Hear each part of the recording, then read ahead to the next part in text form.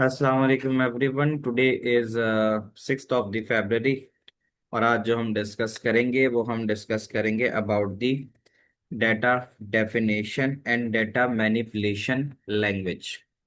इससे पहले एक टॉपिक है, इसको भी स्किप करेंगे, that is the database management system. Database management system की अगर हम बात करें तो ये एक सॉफ्टवेयर होती है, सॉफ्टवेयर होता है, ठीक है, जिसके जरिए आप डेटाबेस को स्टोर करा सकते हो और उससे डाटा एक्सेस कर सकते हो। इस पे फिलहाल हम बात नहीं करते। हम जो बात कर रहे हैं अभी वो हम बात कर रहे हैं डाटा डेफिनेशन लैंग्वेज और डाटा मॉडलिंग लैंग्वेज। अब ये होती क्या चीज़ है, ये बेसिकली डेटाबेस बनाने के लिए आपके पास मल्टीपल सॉफ्टवेयर्स होते हैं। ऑरेकल भी एक सॉफ्टवेयर है, ठीक है, और उसके अलावा यानी डेटाबेस को बनाने के लिए आपको जैसे सबसे पहले कह सकते हो मोस्ट कॉमन जो था वो एक्सेस हुआ करता था, MS एक्सेस, माइक्रोसॉफ्ट एक्सेस। ये एक डेटाबेस बनाने का सॉफ्टवेयर था, ठीक है। अब आपके पास SQL सर्वर के नाम से भी सॉफ्टवेयर आता है जिसमें आप डेटाबेस बनाते हो, और माई SQL के नाम से भी आता है जिसमें आप डेटाबेस बना सकते हो। हमने जो पिछली बातें की थी वो बातें थी लॉजिकल कॉन्सेप्ट ऑफ डेटाबेस, के पेपर के ऊपर हम किस तरह से डेटाबेस बना सकते हैं ऑन पेपर। फिर हमने कहा अब हम सॉफ्टवेयर के ऊपर बनाएंगे, like we need a software through which we can make us database, जिसमें हम डेटाबेस बना सकते हैं। तो यहाँ पर हमारे पास दो चीजें हैं, एक तो डाटा डेफिनेशन लैंग्वेज, ठीक है, और एक हमारे पास है data modelling language. Modelling language की अगर हम बात करें तो इसके अंदर हम देखते हैं कि जब हम डेटाबेस बनाते हैं, डेटाबेस बनाने के बाद उसका टेबल बनाते हैं तो किस तरह उसके अंदर हम चेंजेस कर सकते हैं। तो शुरू करते हैं इसके आगे की डिटेल्स। और फिर यहाँ पर understanding the given SQL statement, हमारे पास SQL स्टेटमेंट्स आएंगी, ठीक है। उन SQL स्टेटमेंट्स को जैसे यहाँ पे इन डाटा डेफिनेशन लैंग्वेज के अंदर write an SQL script query to modify data. पहले हम डेटाबेस बनाएंगे और फिर उस डाटा की मॉडिफिकेशन देखेंगे। मॉडिफिकेशन से मुराद उसमें इंसर्ट कैसे कर सकते हैं, डाटा डिलीट कैसे कर सकते हैं, वो सारी चीजें आज हम देखेंगे। तो अब यहाँ आप देख सकते हो कि कह रहा है कि इसके ऊपर हम फोकस करते हैं। This is the topic of paper 1। Paper 1 का टॉपिक है ये। तो यहाँ आप देख सकते हो राइट एन SQL स्क्रिप्ट और क्यूरी टू मॉडिफाइड DML। अब पहले हम समझते हैं कि भाई SQL क्या होती है, ठीक है। SQL एक ऐसा सॉफ्टवेयर है जिसपे आप डेटाबेस बना सकते हो, डेटाबेस बना सकते हो, डेटाबेस बना के उसको चेंज कर सकते हो, और उसमें आपको ये वाली सारी क्यूरीज जो हैं वो समझनी होंगी। तो आज हम select from where, order by, group by, sum, count and average, ये तमाम इंशाल्लाह आज कर लेंगे, ठीक है। और फिर उसके आगे की चीजें डिस्कस करते हैं। तो अपने पास नोट कर लेते हैं हम कि आज हम जो डिस्कस कर रहे हैं वो हम ये कर रहे हैं कि पहले हम डेटाबेस बनाएंगे कैसे। तो डेटाबेस बनाने के लिए ये चीजें भी हमें चाहिए होती हैं। जैसे जब हम डेटा डेफिनेशन लैंग्वेज की बात करेंगे तो इसके अंदर हमें डेटाबेस क्रिएट करनी होगी। सबसे पहले डेटाबेस बनाई जाती है, फिर डेटाबेस के अंदर टेबल बनता है। आपने पिछली तमाम क्लासेस में देखा होगा कि हमें पहले डेटाबेस बनानी होती है। जैसे मिसाल के तौर पे हम एक डेटाबेस बनाते हैं स्कूल की,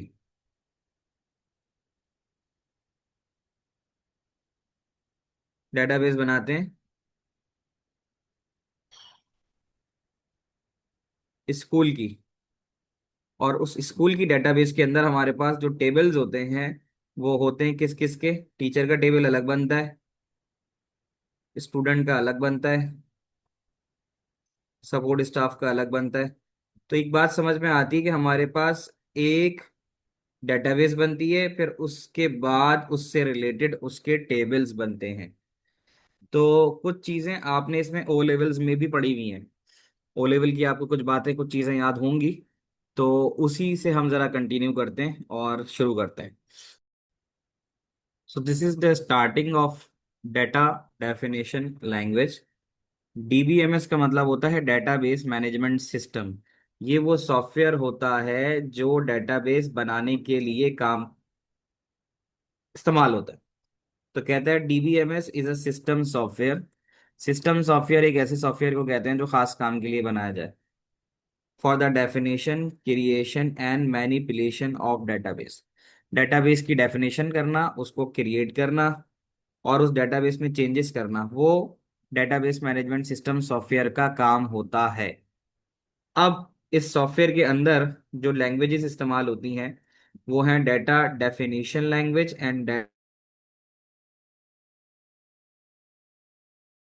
तो डाटा डेफिनेशन लैंग्वेज की अगर हम बात करें, तो डाटा डेफिनेशन लैंग्वेज के अंदर हमारे पास क्या क्या होता है कि हम क्रिएट करते हैं इसके अंदर, मॉडिफाई चेंज करते हैं and remove data structures that form a relational database. Relational database से मुराद ये है एक ऐसी डेटाबेस जिसके मल्टीपल टेबल्स हों और वो टेबल्स आपस में एक दूसरे के साथ लिंक हों, तो उसको हम रिलेशनल डेटाबेस कहते हैं। तो हम रिलेशनल डेटाबेस उस डेटाबेस को कहते हैं जो मल्टीपल टेबल्स के साथ हो। ठीक है। तो कहता है डाटा, अब जो डेटाबेस की ये जो स्टेटमेंट्स हैं डाटा डेफिनेशन लैंग्वेज की, तो वो एक सिंटेक्स इस्तेमाल करती हैं, uses a syntax similar to computer program. अब हम देख लेते हैं कि डाटा डेफिनेशन लैंग्वेजेस में भी कुछ टाइप की क्यूरीज या कमांड्स होती हैं, वो कौन सी होती हैं उसको हम देखते हैं। अच्छा, एक बात का फर्क समझ लेना, डेफिनेशन लैंग्वेज में क्रिएट होती है, मॉडिफाई होती है, रिमूव होती है। और अगर हम बात करें मैनिपुलेशन में, मैनिपुलेशन का मतलब चेंज होना। तो मैनिपुलेशन के अंदर ये होता है कि जो चीज बनी बनाई होती है उसमें ऐड करना, उसमें मॉडिफाई करना और उसमें डिलीट करना और उससे रिट्रीव करना इंफॉर्मेशन, वो आपके पास सारा का सारा डाटा मैनिपुलेशन लैंग्वेज के अंदर होता है। तो अब हम कहते हैं यहाँ पे कि data definition is use for working on relational database structure. Data definition language का काम होता है डेटाबेस का स्ट्रक्चर बनाना, और मॉडलिंग लैंग्वेज का काम होता है कि उसके अंदर जो डाटा आए उसको स्टोर करना या उसके ऊपर काम करना। दोबारा बता देता हूं कि डाटा डेफिनेशन लैंग्वेज का डिफरेंट क्या है, कि डाटा डेफिनेशन लैंग्वेज स्ट्रक्चर बनाती है रिलेशनल डेटाबेस का, जबकि डाटा मॉडलिंग लैंग्वेज वो उस डाटा के ऊपर जो स्टोर हुआ हुआ होता है उस पर काम करती है। क्या ये बात समझ में आती है? फिर जो भी डेटाबेस मैनेजमेंट सॉफ्टवेयर होता है उसमें एक चीज इस्तेमाल होती है, एसक्यूएल। तो एसक्यूएल क्या करता है कि स्ट्रक्चर्ड क्यूरी लैंग्वेज होती है जिससे हम अपनी डेटाबेस के स्ट्रक्चर को डिफाइन भी कर सकते हैं और उसके अंदर आने वाली चेंजेस जो हैं वो भी कर सकते हैं। तो एसक्यूएल की जो डाटा डेफिनेशन लैंग्वेजेस की कमांड्स हैं उसके लिए हम देख लेते हैं लिस्ट ऑफ कमांड्स जिसके जरिए डेटाबेस बनाई जाती है, क्रिएट की जाती है। तो अब उसमें से सबसे पहले है क्रिएट डेटाबेस। तो ये है स्ट्रक्चर बनाना, यानी सबसे पहले आप बनाओ एक डेटाबेस। तो ये डाटा है और वो एक टेबल के साथ साथ मल्टीपल टेबल भी बनाए जा सकते हैं, मल्टीपल टेबल भी बनाए जा सकते हैं। तीसरी चीज आती है ऑल्टर टेबल। ऑल्टर टेबल का मतलब ये होता है चेंज इन अ टेबल। उसकी बात आगे लिखी हुई भी है कि ऑल्टर टेबल का मतलब है कि changes in the definition of table. यानी सबसे पहले आपने एक डेटाबेस क्रिएट की, एक डेटाबेस क्रिएट की, फिर उसके बाद उसकी टेबल डेफिनेशन दे दी कि उस टेबल डेटाबेस में कितने टेबल होंगे। एक डेटाबेस में कई सारे टेबल हो सकते हैं। ठीक है। फिर ऑल्टर टेबल का मतलब ये कि अगर उस टेबल में कोई तब्दीली करना चाहो तो फिर आप डेफिनेशन ऑफ द टेबल इस्तेमाल करते हो, और फिर उसमें प्राइमरी की को सेट करना, हर टेबल की एट्स द प्राइमरी की टू द टेबल, और आखिर के अंदर फॉरेन की बना के रेफरेंस करना। रेफरेंस से मुराद रिलेशनल डेटाबेस के लिए लाजमी है कि आपकी प्राइमरी की किसी दूसरे टेबल के अंदर फॉरेन की के तौर पे मौजूद हो। इस चीज को हम कहते हैं रेफरेंशियल इंटीग्रिटी। और साथ साथ फॉरेन की भी टेबल के अंदर बताना, ये सारी की सारी चीजें आपके पास डाटा डेफिनेशन लैंग्वेज की एसक्यूएल कमांड्स में आती हैं। बच्चों ये बात तुम्हें समझ में आ रही है? मैं भी बस थोड़ी ही देर में आपको इसकी एग्जांपल्स भी करवाता हूँ। एक और बात, जब आप डाटा डेटाबेस में स्टोर कराओगे तो आपको स्पेसिफाई कराना होगा कि वो जो डाटा आप डाल रहे हो वो किस टाइप का है। सही है। तो कैरेक्टर है अगर, फिक्स लेंथ टेक्स्ट। तो कैरेक्टर का मतलब ये होता है कि आप इसके अंदर क्या कर सकते हो, फिक्स लेंथ का मतलब ये हो सकता है कि जो डाटा आप डाल रहे हो उसकी लेंथ फिक्स हो। ठीक है। जैसे कोई भी डाटा है ऐसा जो सिर्फ और सिर्फ लिया जाए, कैरेक्टर है ना। फिक्स लेंथ का मतलब है कि कैरेक्टर के अंदर हम इस्तेमाल कर सकते हैं single character, fix length text का एक सिंगल कैरेक्टर। अगर वेरिएबल टेक्स्ट, वेरिएबल वार 4 आ रहा है, वार 4 का मतलब होता है मल्टीपल कैरेक्टर्स। तो कैरेक्टर की तो मैं एग्जांपल ले सकता हूँ, लेट सपोज यस या नो के लिए वाई और एन।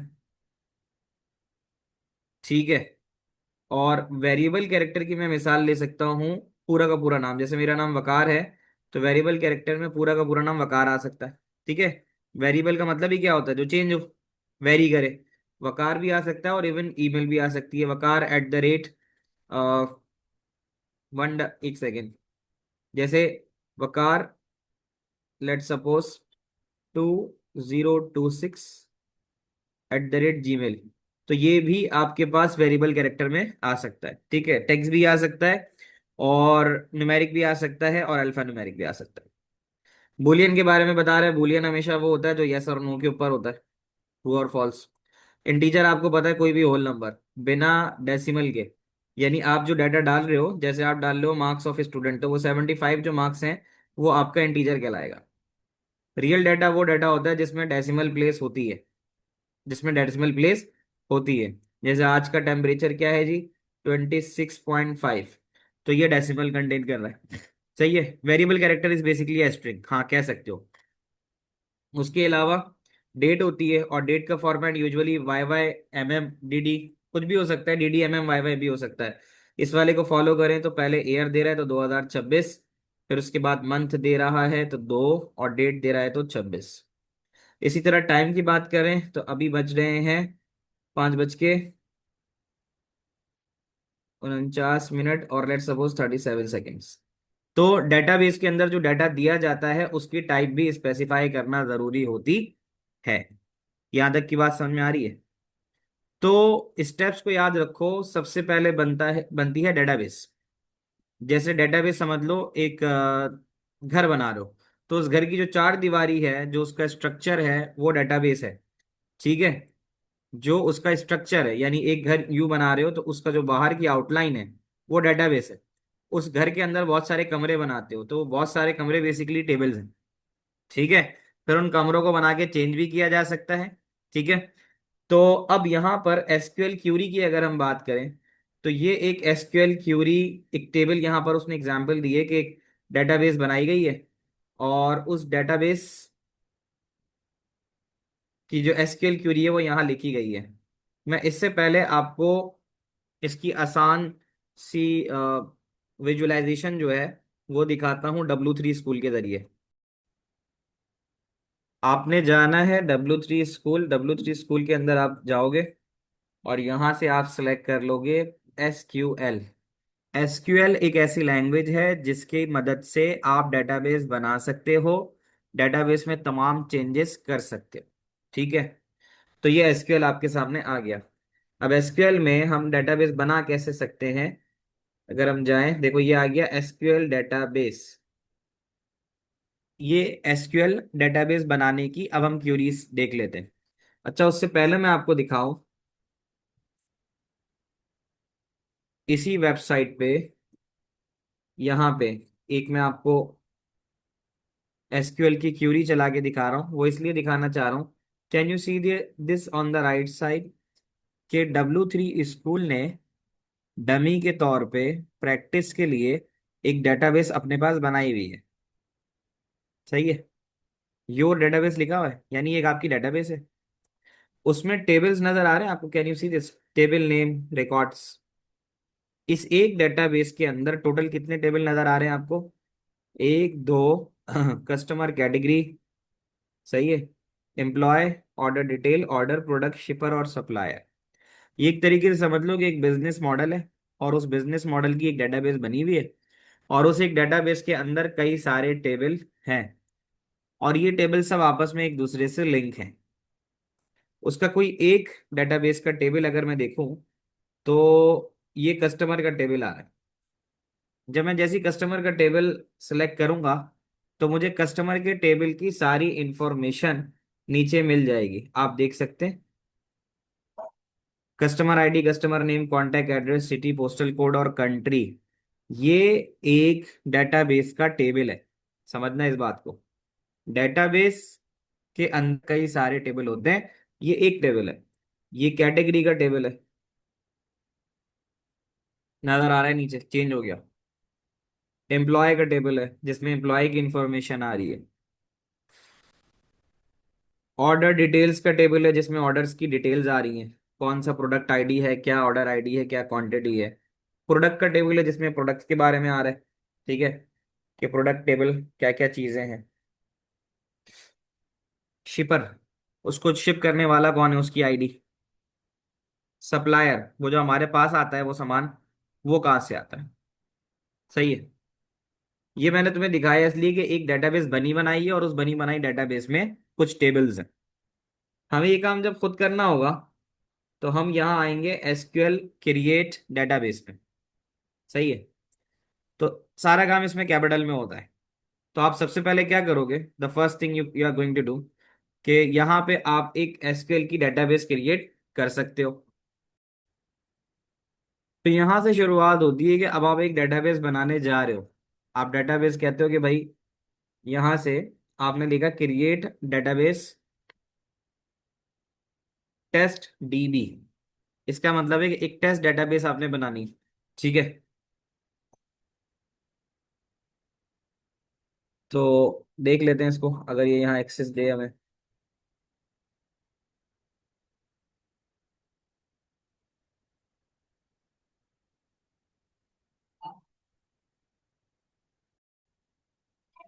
यहाँ आप देख सकते हो कि जो क्रिएट डेटाबेस की स्टेट वो है, एसक्यूएल कमांड है, इसके जरिए आप पूरी की पूरी एक डेटाबेस क्रिएट कर सकते हो। आपको लिखना होगा क्रिएट डेटाबेस। जब ये क्रिएट करोगे तो it is use to create new SQL database, तो ये एक डेटाबेस बना लेगा। आपको उसके लिए सिर्फ और सिर्फ लिखना क्या है, आपको इसके लिए लिखना ये है क्रिएट डेटाबेस। सिंटेक्स ये है क्रिएट डेटाबेस और उसके बाद डेटाबेस का नाम। अब डेटाबेस का नाम आप कुछ भी रख सकते हो। ठीक है। फिर उसके बाद आप लेते हो क्रिएट टेबल। अब क्या होता है कि एक डेटाबेस के अंदर कई सारे टेबल क्रिएट किए जा सकते हैं। तो आप जो टेबल क्रिएट कर रहे हो, तो उसका जो सिंटेक्स है वो ये है कि उसी डेटाबेस के अंदर आप लिखते हो क्रिएट टेबल है। जैसे मिसाल के तौर पे ये मैं ले लेता हूँ क्रिएट टेबल और उसके आगे टीचर लिख देता हूँ। तो टीचर के अंदर उसकी कॉलम वन क्या चीज होनी चाहिए, उसका नाम होना चाहिए।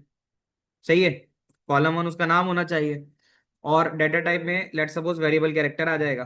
फिर कॉलम टू में फादर नेम आना चाहिए, वो भी वेरिएबल कैरेक्टर आ जाएगा। कॉलम थ्री में एज आनी चाहिए, उसके अंदर इंटीजर आ जाएगा। क्या ये बात समझ रहे हो। तो ये एक डेटाबेस के अंदर टेबल क्रिएट कर लेगा। तो कहता है कि डेटाबेस की एग्जांपल यहाँ पे है कि अगर वो कहता है कि आप एक डेटाबेस बनाते हो और उसके अंदर पर्सन्स के नाम का एक टेबल बनाते हो, तो person ID integer, last name variable character, first name variable character, address variable character, city variable character. यहाँ 255 ब्रैकेट में जो लिखा हुआ है इसका मतलब ये है कि मैक्सिमम लेंथ जो है इसके अंदर डाटा डालने की वो 255 कैरेक्टर है। आ रही बात समझ में। यानी इसके अंदर जो आप मैक्सिमम डाटा डाल सकते हो वो 255 कैरेक्टर्स लेंदी हो सकते हैं। क्या ये बात समझ में आती है। तो जब आप ये ऊपर की लाइनें लिखोगे ना, तो आपके पास ये नीचे इस तरह से person, last name, first name, address और सिटी, ये फील्ड्स क्रिएट हो जाएंगी टेबल की। बच्चों समझ रहे हो बात, क्लियर हो रही है ये। तो आपने पहले डेटाबेस बनाई, फिर डेटाबेस बनाने के बाद फिर आपने उसमें टेबल बनाया। अभी तक यही बात की है मरियम, डेटाबेस बनाना और डेटाबेस के बाद उसका टेबल बनाना। अब यहाँ पे ड्रॉप टेबल का मतलब ये है कि टेबल डिलीट कर दो। ठीक है। तो drop an existing table in database का मतलब है अगर आप ड्रॉप लिखोगे तो फिर इसका मतलब है कि वो टेबल आपकी डेटाबेस से चला जाएगा। आप अगर ऑल्टर टेबल करोगे, आपको ख्याल आएगा यार बाद में मुझे कुछ और एक दो फील्ड्स उसमें ऐड करनी थी, कॉलम ऐड करने थे। अभी आपने देखा ना कि ऊपर जो डेटाबेस बनी हुई है यहाँ पे, जो हमारी टेबल बना था, सॉरी, जो टेबल बना था उसमें क्या किया था, उसमें था पर्सन की ID, last name, first name, address और सिटी। तो मिसाल के तौर पे अगर आप इन एक, दो, तीन, चार और पांच फील्ड्स के अलावा अगर एक और फील्ड ऐड करना चाहते हो तो फिर आपको ऑल्टर टेबल की कमांड इस्तेमाल करनी होगी। सही है। देखो क्या कहता है, alter table is use to add, delete, modify columns in existing table. इसका मतलब ये कि अगर तुम उसमें फॉर एग्जाम्पल ईमेल का कॉलम ऐड करना चाहो तो फिर आप लिखोगे ऑल्टर टेबल। ऑल्टर टेबल में टेबल का नाम लिखोगे, टेबल का नाम था पर्सन, ऐसे ही है, सही है, टेबल का नाम पर्सन था। और फिर ए डबल डी ऐड लिखोगे, और जो भी कॉलम आप ऐड करना चाहो, तो मैं कहता हूं कि यार ईमेल डालना चाह रहा हूं, तो मैं ईमेल लिख के उसकी डाटा टाइप डिफाइन कर दूंगा। तो अब मेरे पास पांच नहीं, छह कॉलम्स हो जाएंगे। आगे बात समझ में? अच्छा, मैं तो तुम्हें ऐसी एग्जांपल दे रहा था, यहाँ पे ईमेल की ही बात आ गई। क्या कहते हो? तुक्का लग गया। तो यहाँ पे वही देखो, सिमिलर चीज आ गई जो मैं कह रहा था। This is for the columns, ठीक है, एनी अदर डाटा नहीं, कॉलम्स ही है। तो अब ईमेल करने के लिए क्या किया? ऑल्टर टेबल कस्टमर, कस्टमर का टेबल बना हुआ था वो, तो उसमें आपने लिखा ऐड ईमेल वेरिएबल कैरेक्टर। तो इससे ये हो जाएगा कि आपकी फिर पांच नहीं, फिर छह आपके फील्ड्स आ जाएंगे। क्या ये बात आप लोगों को समझ में आ रही?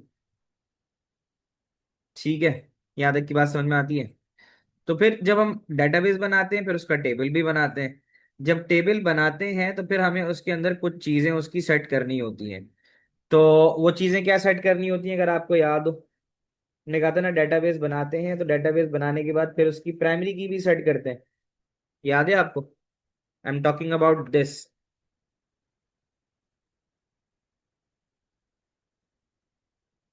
डेटाबेस बनाई, टेबल बनाया, ऑल्टर भी चेक कर लिया। अब क्या रह गया? प्राइमरी की और फॉरेन की। प्राइमरी और फॉरेन की के लिए अब हम क्या करेंगे? ये देख लो। प्राइमरी की आपको पता ही होता है कि प्राइमरी की इज अ की which is unique for each record. Her record के लिए जो यूनिक होती है वो प्राइमरी की है। तो sir how will it detect the keyword email? Detect थोड़ी करेगा, वो तो आपको लिखनी होगी बेटा। यानी आपके ऑल्टर टेबल का मतलब ये है, आप इस तरह से समझो इसको,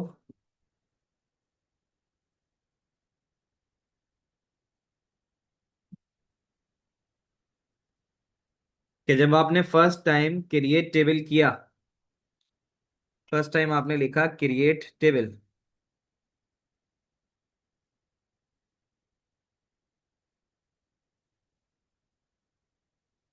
और वो क्रिएट टेबल लेट सपोज आपने किया कस्टमर, कस्टमर का टेबल था आपका। फिर आपको याद होगा आपने उसकी फील्ड्स डिफाइन की थी। तो कस्टमर के टेबल के अंदर जब आपने उसकी फील्ड्स डिफाइन की थी, तो फील्ड्स डिफाइन करने का तरीका यही था, नेम, और नेम के आगे उसकी डाटा टाइप। आ रही है बात समझ में? नेम था, फादर नेम कर दो, वेरिएबल कैरेक्टर, ठीक है। एज कर दो इंटीजर, सही है। ये आपका डेटाबेस का टेबल क्रिएट हो गया। अब आपको, so sir email is variable character, yes. आपको बाद में ख्याल आया कि यार ये, अब जब आपने ये तीन चीजें लिखी ना, तो इन तीन चीजों को लिखने के बाद आपकी डेटाबेस की शक्ल ये बन गई,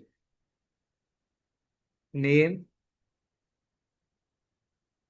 फादर नेम और एज। एम आई राइट? आप लोगों को समझ में आ रही है मेरी बातें? तो आपके पास एक डेटाबेस की शक्ल ये बन गई, बन गई।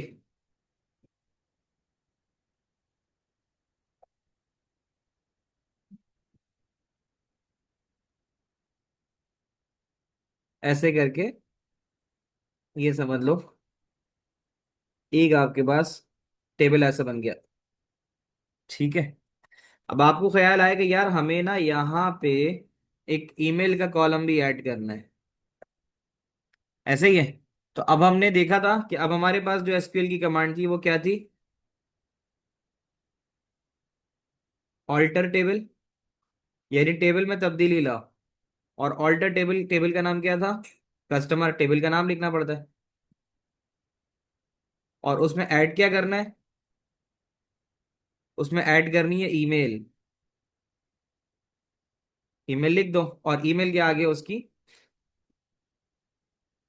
Data type. अब क्या होगा जब ये लिखोगे? तो अब आपके पास आपकी डेटाबेस की जो शक्ल है वो चेंज हो जाएगी। अब वो नेम भी होगी, फादर नेम भी होगी, एज भी होगी, और उसके आगे एक ईमेल का कॉलम ऐड हो जाएगा। अब ठीक है अब्दुल्ला?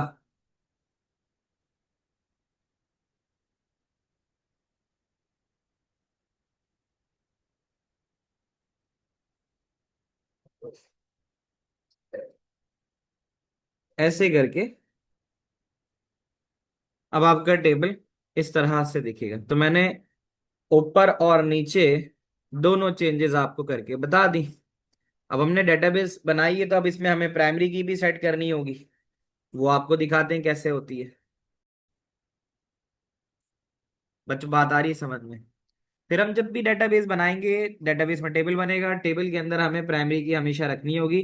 प्राइमरी की ये बताती है कि किसी भी डेटाबेस में से, नहीं यहाँ पे ना स्ट्रिंग नहीं है, यहाँ पे वो वेरिएबल जो स्ट्रिंग है वो बेसिकली वेरिएबल कैरेक्टर के नाम से, ये समझ लो।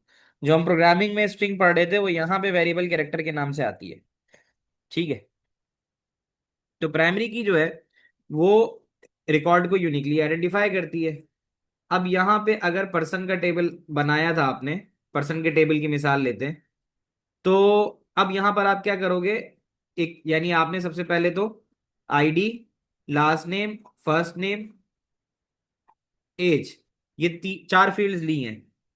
तो आखिर में आप जब बना लोगे टेबल, तो उसमें आप लिखोगे प्राइमरी की, ये आपने कीवर्ड लिखना है, और उसके आगे ब्रैकेट में जिस भी फील्ड को आप प्राइमरी की बनाना चाहते हो वो लिख दोगे आप। अब आ रही है बात समझ में? ठीक है। तो प्राइमरी की आपके पास बन जाएगी। तो यहाँ पे ऊपर दो चीजें दिखा रहा है कि अगर माई एसक्यूएल में करोगे, हेडिंग देखो, तो ये वाली आपने एसक्यूएल क्यूरी लिखनी है जो फर्स्ट आ रही है।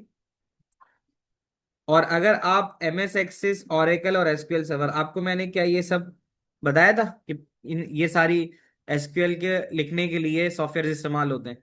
तो अगर आप एसक्यूएल, ओरेकल और एमएस एक्सिस में करोगे तो आपको ये वाला काम करना पड़ेगा। तो खैर हम एम एस माई एसक्यूएल को देख रहे हैं, तो माई एसक्यूएल पे ही फोकस करते हैं। माई एसक्यूएल में प्राइमरी की सेट करने के लिए प्राइमरी की लिखना होगा। और जो भी फील्ड, अब आप यहाँ पे आईडी की फील्ड को प्राइमरी की के तौर पे इस्तेमाल करना चाह रहे हो, तो आप ब्रैकेट में आईडी को प्राइमरी की लिख दोगे। बच्चों बात आ रही है समझ में? ठीक है। तो ये चीज आ जाएगी। अब प्राइमरी की के बाद आपके पास होती है फॉरेन की। फॉरेन की क्या होती है? फॉरेन की का मतलब ये होता है, फॉरेन की हमेशा इस्तेमाल होती है जब टेबल दो हो। सही है।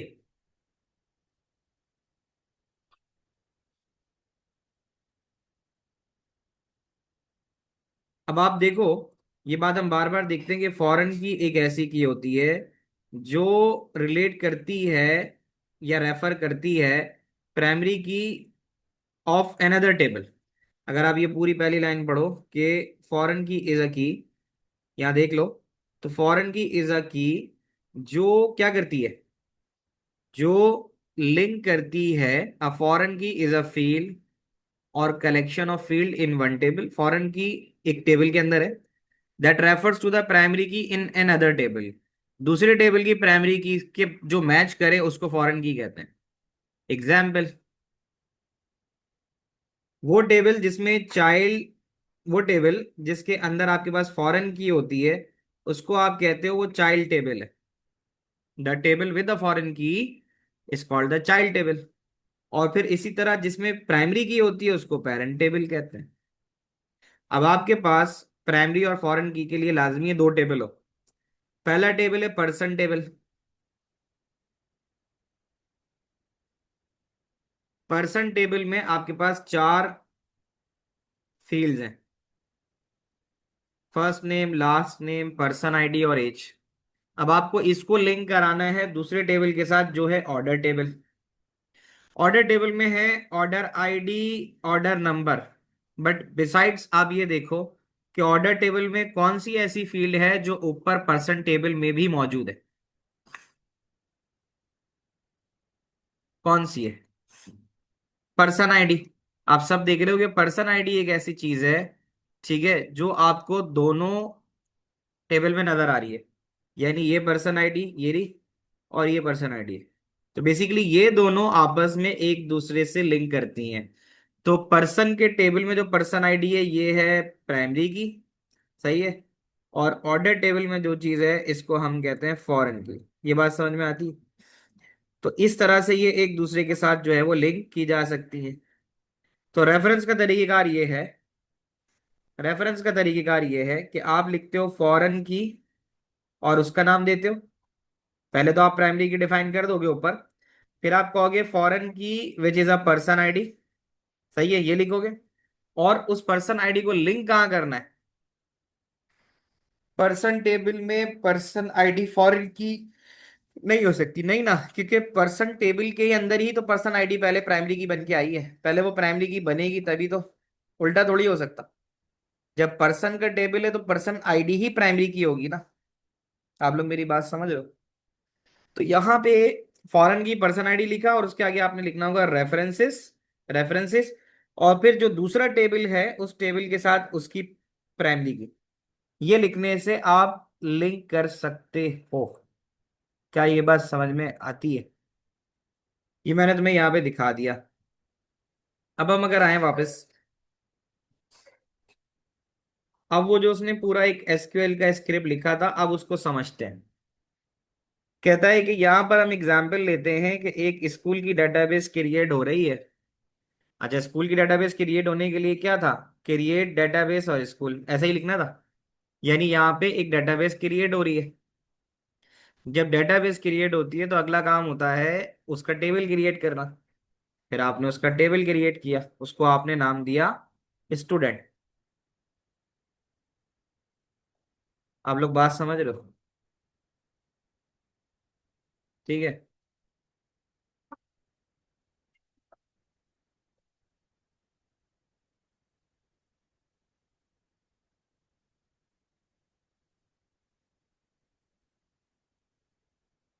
तो अब हमने स्कूल भी की डेटाबेस बना ली और उसका टेबल स्टूडेंट बना लिया। अब उसके अंदर आने वाली फील्ड्स, फील्ड समझते हो, वो जो कॉलम्स है, तो ये इसके अंदर तमाम आने वाले कॉलम्स। सही है। तो कॉलम नंबर एक स्टूडेंट आईडी है, कैरेक्टर है फर्स्ट नेम कैरेक्टर, वैसे यहाँ वेरिएबल कैरेक्टर लिखा होना चाहिए था। Second name variable character, date of birth date, और क्लास आईडी कैरेक्टर लिखा हुआ इंटीजर होगा। बेहतर ये है। ठीक है, ये फील्ड्स आ गई। अब आप इन सब में देखो, क्या कोई प्राइमरी की नजर आ रही है? डेटाबेस बनाई, टेबल बनाई और ये आपने फील्ड्स बना दी, तो क्या प्राइमरी की है कोई? Class ID. But class ID repeat नहीं हो सकती। 7A के अंदर 12-14 बच्चे हो सकते हैं। नहीं, क्लास आईडी रिपीट नहीं होगी। क्लास आईडी किसी भी टेबल के अंदर, अब आप सब एक ही क्लास से बिलोंग करते हो तो बहुत सारा रिकॉर्ड नहीं आ जाएगा। प्राइमरी की तो वो होती है जो हर रिकॉर्ड में यूनिक हो। क्या क्लास आईडी यूनिक होगी? अब जियान के आगे जब क्लास एएस लिखूंगा मैं, तो वही एएस अब्दुल्ला की क्लास के आगे भी लिखूंगा। यूनिक हो सकता है? नहीं होगा। बट जो हमारे पास स्टूडेंट आईडी है क्या वो यूनिक होगा? क्योंकि जियान के आगे जो स्टूडेंट आईडी होगा वो होगा 1234।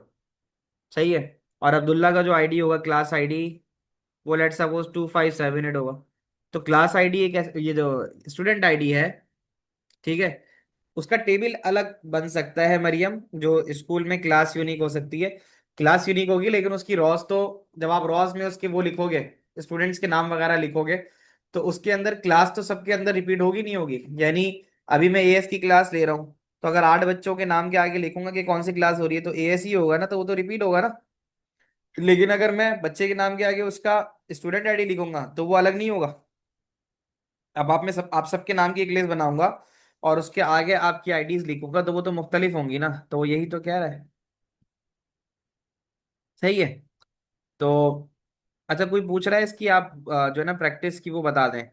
तो इसको आप एसक्यूएल पे, इस पे कर सकते हो, माई एसक्यूएल पे ना, रुको मैं बताता हूँ जरा।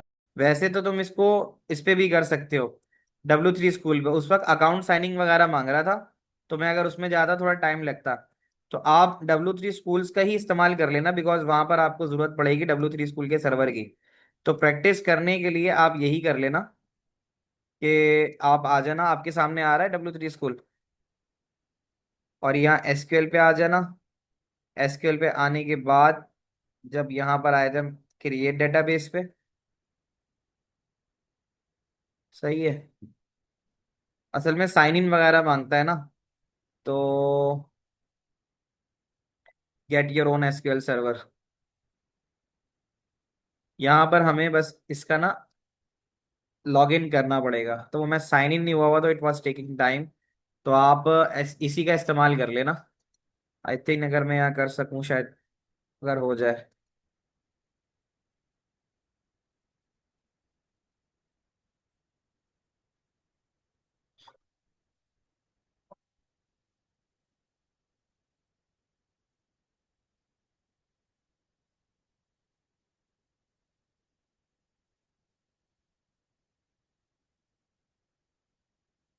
हाँ देखो, यहाँ से हो सकता है ये, आई थिंक माई स्पेसिस में आ रहा है ना, तो आप भी ऐसे बना सकते हो।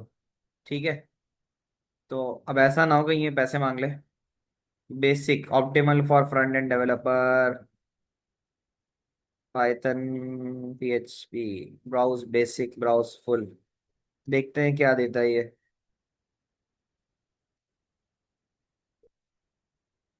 तो टेम्पलेट्स में लेके जा रहा है।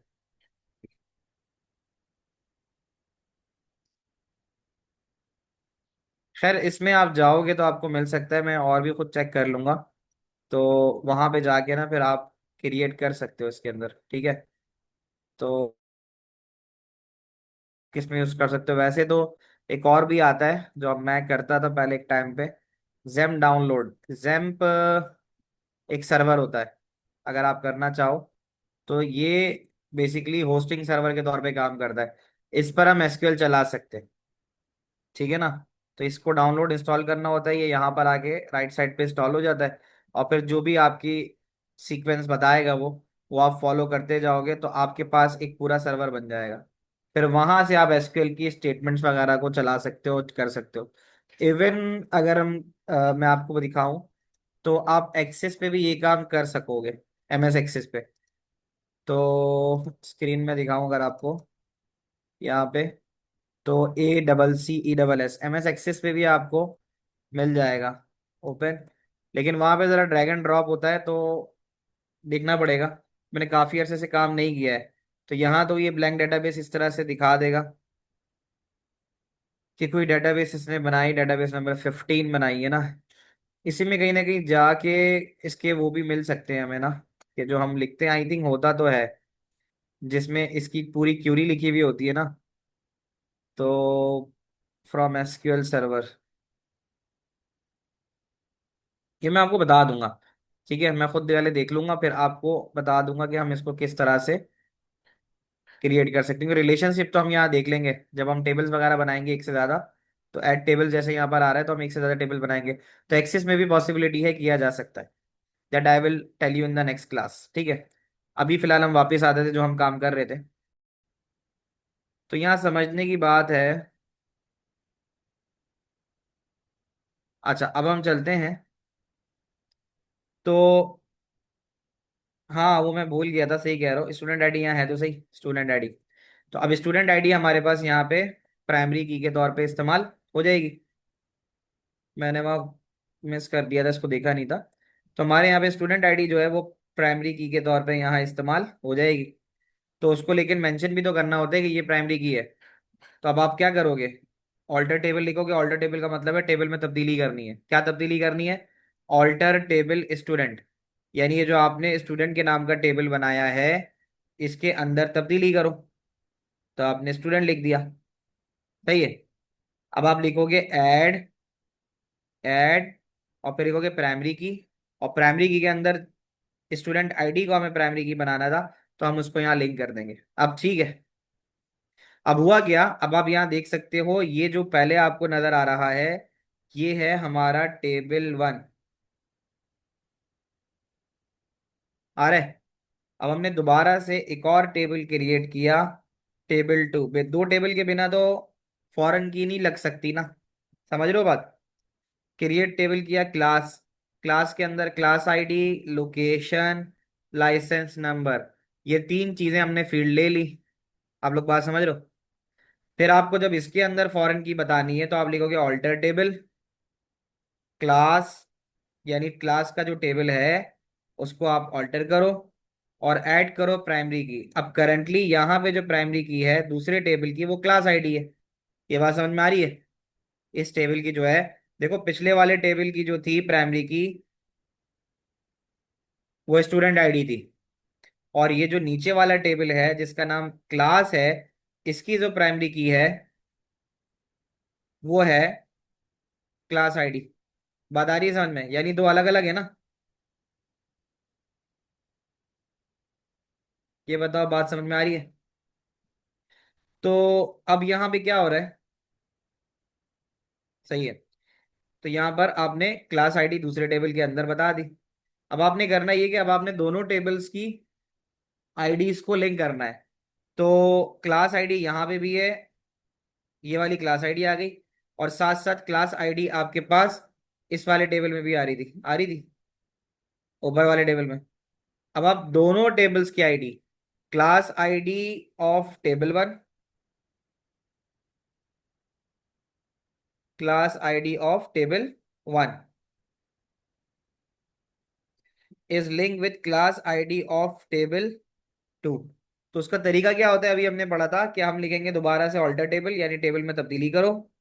और ये बताओ कि स्टूडेंट ऐड फॉरेन की, यानी स्टूडेंट के टेबल के अंदर आप फॉरेन की ऐड कर रहे हो क्लास आईडी, क्योंकि ये आपका दूसरा टेबल है। दूसरा टेबल जो होता है वही फॉरेन की होता है। तब आप बताओगे कि फॉरेन की class ID references class ID. तो कहने का मतलब ये है कि स्टूडेंट के टेबल के अंदर जो क्लास आईडी थी उसके अंदर ऐड कर दो फॉरेन की, जो कि ये वाली क्लास आईडी है, रेफरेंसिंग क्लास आईडी, जो कि इस टेबल का हिस्सा है। आप लोगों को मेरी बात समझ में आई? यानी वो ये कहना चाह रहा है कि पहले टेबल के अंदर, स्टूडेंट टेबल के अंदर, आप क्लास आईडी फॉरेन की के तौर पे बनाओ, जो कि दूसरे टेबल की क्लास आईडी में मौजूद है। यहां तक की बात समझ में आती है? तो ये आज हमने डेटा डेफिनेशन लैंग्वेज को पूरा पढ़ लिया। ये बात समझ में आती है? फिर अगली क्लास जो होगी उसके अंदर हम डाटा मैनिपुलेशन लैंग्वेज करेंगे। ठीक है बच्चों? तो अगली क्लास में फिर इंशाल्लाह मुलाकात होती है। टेक केयर, अल्लाह हाफिज।